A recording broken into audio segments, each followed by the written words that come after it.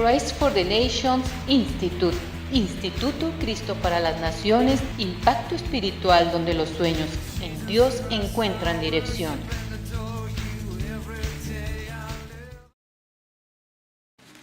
Hola, ¿qué tal? ¿Cómo están? Yo soy David Cruz y me invitaron para que compartiera con ustedes esta clase, parte de la unidad número 3, las condiciones históricas en el tiempo de nuestro Señor Jesucristo.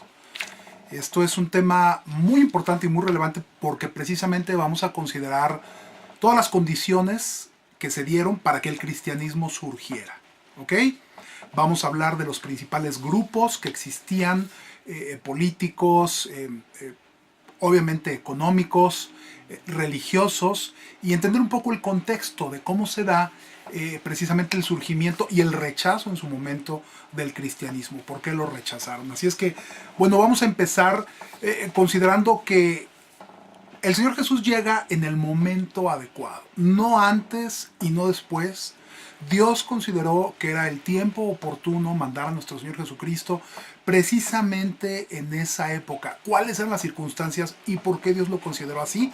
Bueno, es algo sobre lo que vamos a reflexionar el día de hoy. ¿Qué es lo que estaba pasando en Jerusalén en esa época? Bueno, el Imperio Romano había llegado y había tomado control de Jerusalén. ¿Por qué? Por una sencilla razón. Jerusalén era un punto estratégico, militarmente hablando, para controlar toda la parte del Asia Menor, todo el camino hacia los mares, etc. Entonces era una parte culturalmente muy importante, ¿no? Y era un punto neurálgico dentro del mapa en esa época. La cultura que prevalecía en su momento era una cultura ya milenaria. Era un pueblo que había tenido ya muchísimas aportaciones en su momento y en su tiempo. Entonces obviamente estaban dentro del mapa y Roma consideró que era un punto estratégico que tenían que conquistar. Así que es en el año 63 a.C. cuando llega el ejército romano y prácticamente toma control de Jerusalén, de Israel, de toda esta parte de la población. Este dominio dura hasta 70 años después de la muerte y resurrección de nuestro Señor Jesucristo, en la que llega el general Tito y pues con sus tropas prácticamente sitia y aniquila todo lo que es Jerusalén. De ahí se da la diáspora hasta que nuevamente en el año 1948 vuelven a surgir como nación. ¿Ok? Pero, ¿qué pasa en ese ínter? Curiosamente tenemos que remitirnos al silencio que hay escrituralmente entre el último libro del Antiguo Testamento y el primer libro del Nuevo Testamento, el primer evangelio, que es el Evangelio de Mateo. ¿Qué pasa entre estos dos libros? Prácticamente hay 300 años en las que no tenemos registro de que Dios le haya hablado al pueblo, no hubo registro de profetas, no hubo registro de guianza de parte de Dios a través de profetas, de lenguaje escrito. Nos quedamos prácticamente 300 años en los que no sabemos qué es lo que pasó. Pero pasaron muchas cosas. ¿Y cómo lo podemos deducir? Bueno, hay un historiador que nos va a ser muy útil para reflexionar e indagar en este tema. Incluso lo pueden consultar después ustedes. Una persona que se llamaba Flavio Josefo. Él era un judío. Él no era romano, curiosamente. Él era judío. Pero él nos da un registro histórico prácticamente de todos estos grupos y es una de las fuentes más confiables que tenemos para averiguar qué es lo que estaba pasando, quiénes eran los grupos, de dónde venían, y es a través de muchos de sus escritos que nosotros podemos acceder a la información de estos diferentes grupos. ¿Ok? El Imperio Romano, pues estaba Augusto César, ¿no? Que era el emperador, estaba prácticamente en una fase ya de descanso después de que había prácticamente conquistado todo lo que tenía que conquistar. Pues se había recogido en su imperio, en su capital en Roma, y se había dedicado a disfrutar la vida, ¿no? A disfrutar todo aquello por lo que tan duramente trabajó, conquistó, peleó, y pues obviamente empezó a volverse blandito, lo diríamos, ¿no? Cuando alguien deja de esforzarse, deja de estar en la batalla, en el día a día, y empieza prácticamente a descansar, pues se empieza uno a ablandar. ¿Y qué es lo que pasó en el caso de Augusto César? Pues empezó a meterse a todos los placeres que la vida le podía dar, ¿no? Entonces empezó una decadencia también con él y su imperio empezó también con una decadencia que se desenlaza posteriormente. Pero Augusto César, que fue el emperador, él obviamente ponía a diferentes gobernantes. ¿Cómo trabajaban ellos? Acuérdense que Roma se había esforzado por construir una red muy grande de caminos a lo largo de todo su imperio. Bueno, ¿quiénes eran estos grupos? Vamos a empezar por los primeros, que eran los más importantes y los más numerosos, los fariseos. Los fariseos eran un grupo religioso de los más predominantes. Tenían un peso político muy específico en esa época. A ellos se les llamaba como los separados, se les denominaba como los separados. Ellos preferían, o ellos se autodenominaban los compañeros, los que somos compañeros. Pero la gente los llamaba los separados porque ellos vivían a un extremo la religión. Ellos hacían un énfasis en la letra, en la palabra escrita. Y entonces empezaron a vivir un judaísmo, una religión extrema. Incluso cayendo no solo en lo ridículo, sino en lo ignorante. Y el Señor Jesús fue el que se encargó de dejárselos claro. Porque les dijo, ignorando la justicia de Dios, pues ustedes ignoran los mandamientos de Dios y enseñan como mandamientos, enseñanzas de hombres. Entonces imagínense lo que el Señor Jesús les quiso decir, ¿no? Si ustedes se van a Marcos capítulo 7 del 1 al 13 van a ver una buena interacción del Señor Jesús con estos fariseos, que eran gente que predominaba, eran gente que les gustaba mucho llamar la atención, vivían una religión. El Señor Jesús fue muy durísimo. Vamos a ver cuando terminemos esta clase, cuando concluyamos, la parte que nos toca a todos nosotros con respecto a los fariseos, los saduceos, los celotes, los herodianos, todos estos grupos que vamos a ver.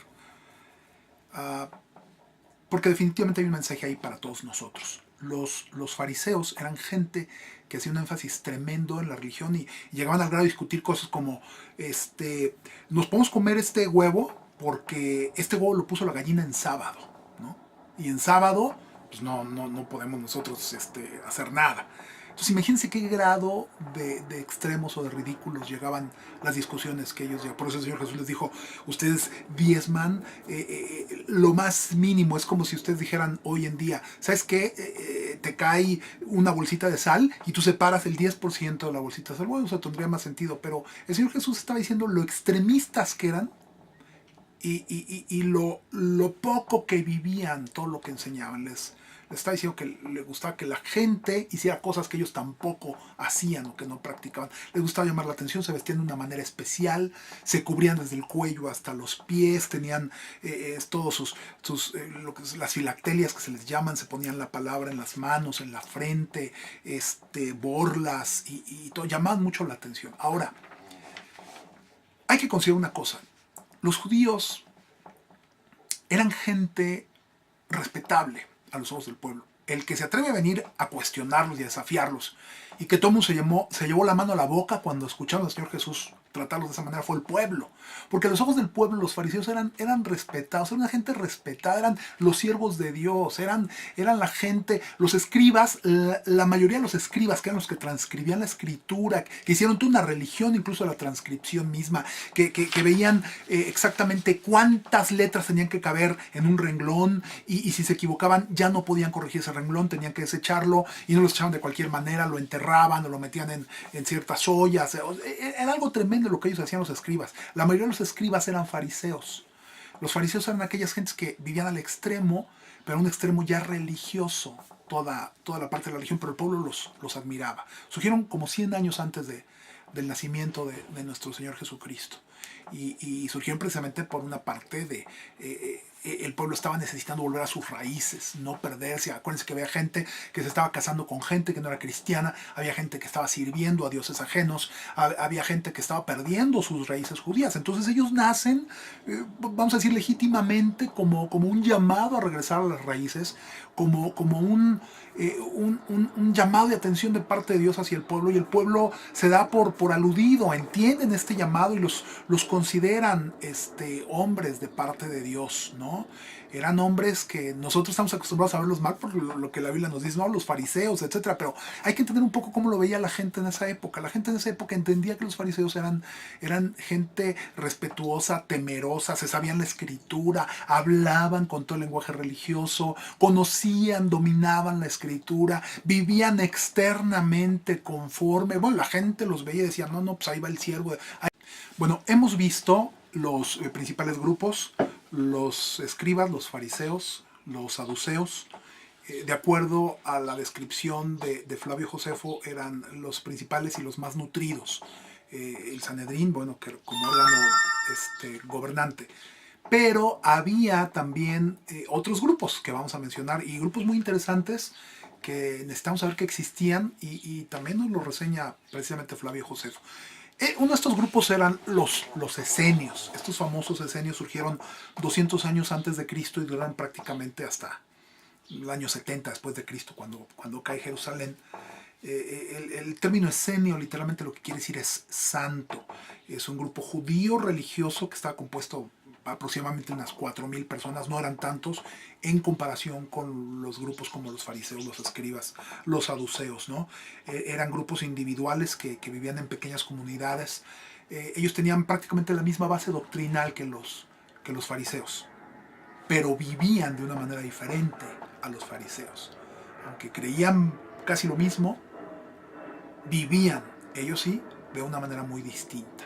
Ellos eran lo más parecido que nosotros podemos entender como una ascetista, una asceta, una gente que renuncia a los placeres, de la carne, al buen vestir, al buen comer. Se apartaban en comunidades religiosas y ellos estudiaban profundamente las escrituras, esperaban la llegada del Mesías. Ellos amaban mucho a Dios y vivían en esta manera extrema. Recuerda que todos los extremos son malos, ¿ok? Pero ellos habían decidido poner tierra de por medio con la gente y con el sistema de este mundo, ¿no? O sea, era una gente muy ferviente en su adoración, en su creencia, y ellos habían decidido apartarse. Ellos vivían en pequeñas comunidades cerca de Israel, en esta zona, lo que es donde encontraron los rollos del Mar Muerto, el Qumran, por ahí es donde ellos se asentaban. Se consideraban un pueblo escatológico, ¿no? Como que la parte con la que Dios iba a llegar, iba a juzgar a toda la tierra, los llamados, los separados, etcétera, ¿no? La mayoría no se casaban, se abstenían del matrimonio. Y en la cuestión del dinero, ellos no tenían propiedades, las vendían y las ponían para que todos participaran en conjunto de las necesidades de cada uno. Ahora, este es un grupo muy interesante porque se ha especulado mucho acerca de la relación que pudieran tener los esenios con Juan el Bautista, o Juan el Bautista con los esenios, ¿no? Dada la manera de vestir y de comer y de vivir de Juan el Bautista, muchos se atreven a atribuirle a Juan el Bautista el formar parte de estos grupos, del grupo de los esenios. Y nosotros sabemos cómo amaba a nuestro Señor Jesucristo a Juan el Bautista, más allá de la relación filial. Había una alineación en la manera de pensar. Por eso era un grupo muy interesante. Y bueno, nuestro Señor Jesús seguramente los conocía. Todos los apóstoles y las personas en esa época conocían bien estos grupos, ¿no? Gente ascetista, gente separada. Si ustedes consideran lo que hablamos en la iglesia primitiva, cómo manejaban las finanzas con un esquema muy semejante, en el que ni siquiera se hablaba de diezmo, se hablaba de traer todo, ¿no? De vivir en pequeñas comunas comunistas, porque tenían todo en común y nadie tenía nada de sí mismos, sino que todo lo ponían a los pies de los apóstoles para que todos vivieran de esta manera. Así vivían los esenios. Entonces son algunos temas que tenemos que considerar. Era un grupo muy importante, muy extremo, no andaban con medias tintas, ¿no? Ellos sí pusieron distancia por medio con el sistema económico, religioso, político, y dijeron: nosotros vamos a consagrar a la búsqueda de a vivir la vida para Dios. Eso eran los grupos de los esenios. Había otro grupo también, no menos importante, los celotes, ¿no? Los celotes que están reseñados en la Biblia. No olviden que nuestro Señor Jesucristo escogió a un celote para el grupo de sus discípulos. Eran un grupo político guerrillero disidente contra Roma. Básicamente eso es lo que eran, ¿no? Eran gente armada, ¿no? Que estaban dispuestos a pelear y a discutir con un romano y matarlo si era necesario. Odiaban la ocupación romana, o sea, eran gente disidente. Y esto va a servir para nuestra reflexión final, ¿no? El Señor Jesús escogió un celote entre sus discípulos. Eran gente de armas tomar, ¿no?